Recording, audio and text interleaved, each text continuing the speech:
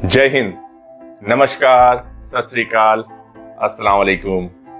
जैसा कि मैंने आपसे वादा किया था कि मैं अपने इस YouTube के चैनल के माध्यम से मैं आपके समक्ष उस तरह की वीडियो लाऊंगा जिनमें सबसे पहले या तो मानवता को रखा जाएगा या फिर समाज को या फिर राष्ट्र को। यदि आप सचमुच मानवता के प्रति जागरूक हैं या अपने समाज से प्रेम करते हैं या अपने राष्ट्र को भव्य बनाना चाहते हैं तो कृपया मेरे इन वीडियो को देखते रहें।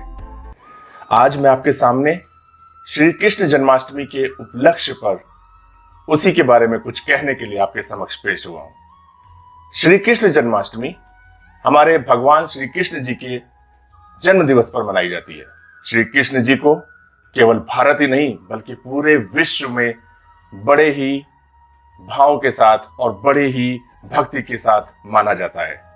श्री कृष्ण जी की जीवन शैली से हम अपने आज के वर्तमान को, अपने जीवन को किस प्रकार से लाभान्वित करते हैं, उसी बारे में मैं आपसे समक्ष कुछ बातें रखने जा रहा हूं। जो सबसे पहली श्री कृष्ण जी की टीचिंग है, जो बहुत इंप्रेस करती है, जो श्री कृष्ण जी हमेशा मानते थे कि इंसान को हमेशा वर्तमान में जीना चाहिए, क्योंकि ना तो उसका भूतकाल उसके काम आता है और ना ही उसके भविष्य काल के लिए। जबकि हो क्या रहा है कि लोग अपने भविष्य काल के लिए अपने वर्तमान को समाप्त करते जा रहे हैं। जबकि आप इंग्लिश में अगर देखें तो वर्तमान को हम प्रेजेंट बोलते हैं, यानी कि वर्तमान काल एक गिफ्ट है और हम जिसको जीना चाहिए, एक फुलेस्ट होकर जीना चाहिए। हमको अपने वर्तमान को पूरी तरह से जीना चाहिए। हमें उसमें कोई भी डाउट नहीं रखना चाहिए कि हम अपने वर्तमान को पूरी तरह से ना जिएं। श्री कृष्ण जी ने जो कहा कि सबसे पहले आप अपने उस शौक को कभी भी मत समाप्त कीजिए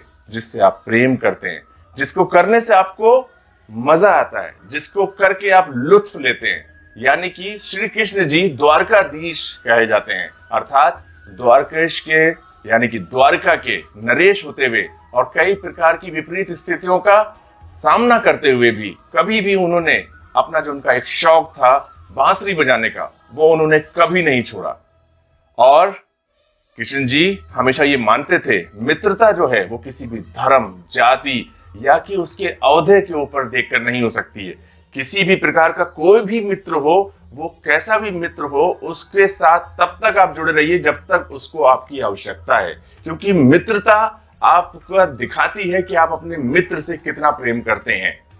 कृष्ण जी ये भी कहते थे कि डोंट वरी बी हैप्पी, जो आज के जमाने में हम कहते हैं। उनका ऐसा मानना था कि आपको अपने वर्तमान में आनंद को खोजना चाहिए।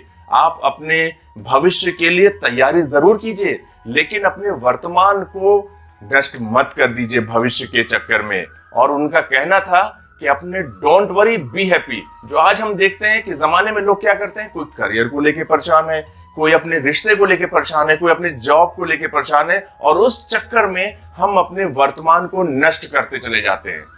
कृष्ण जी की एक चीज और हमको जो सबको देखने लायक है, जिससे हमको लर्निंग लेनी चाहिए, वो है कि कृष्ण जी महिला को बहुत ज्यादा इज्जत देते थे, जिसकी अब आज हम बात करते हैं महिला सशक्तिकरण अर्थात वुमेन एम्पावरमेंट। जो उन्होंने द्रौपदी के साथ, जो उन्होंने किस तरह से द्रौपदी की इज्जत को बचाया था, वो कृष्ण जी से वाकई में हमको अपने जीवन शैली में लाने की जरूरत। इंसान को अगर सबसे ज्यादा कोई चीज खत्म कर सकती है, पूरी तरह से नष्ट कर सकती है, तो वो तीन चीजें कृष्ण जी ने बताई। वो होती है लस्ट अर्थात वासना, एंगर अर्थात क्रोध, और ग्रीड अर्थात लालच। यदि किसी भी मानव के अंदर ये तीनों वस्तुएं आ गई तो आप विश्वास कीजिए वो मानव समाप्त हो गया। तो डिस्ट्रक्शन गेट्स जो आदमी के होते हैं वो होते हैं लस्ट, एंगर एंड ग्रीड। और जो उसके बाद जो सबसे ज्यादा इंप्रेस करती है, वो जिसको हम आज लेकर चलते हैं अपने जीवन में, वो है सत्यमेव जयते।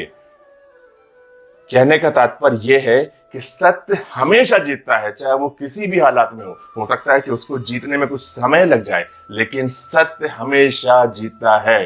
Truth shell prevail. बिकॉज उसका उदाहरण हम दे सकते हैं कि जब भगवान कृष्ण जी पैदा होने वाले थे तो देवकी माँ को किस प्रकार से कारावास में बंद कर दिया गया था, फिर भी किस प्रकार से भगवान कृष्ण जी का जन्म हुआ। उसके बाद दूसरा एग्जाम्पल हम दे सकते हैं कि पांडव केवल संख्या में सिर्फ 5 थे, जबकि कौरव 100, लेकिन जीत सत्य की हुई। तो इसी प्रकार के वीडियो को आगे भी देखने के लिए आप मुझे आशीर्वाद देते रहें और मेरे वीडियो को देखकर हमेशा समाज को, मानवता को, राष्ट्र को निर्माण करने में मेरी मदद करें, क्योंकि मेरा उद्देश्य ना किसी प्रकार का किसी की भावनाओं को आहत करना, ना किसी प्रकार से किसी की इच्छाओं को छोड़ देना, बल्कि मेरा उद्देश्य आपको एक साफ सुथरा वो चीजें सामने रख जाए जो हमारे भारत की विरासतें हैं, जिनसे हम विश्व में ये साबित कर सकते हैं सारे जहां से अच्छा हिंदुस्तान हमारा, हम बुलबुलें हैं इसके, ये गुलिस्तान हमारा। इन्हीं लफ्जों के साथ आज के लिए इजाजत, शुक्रिया, जय हिंद।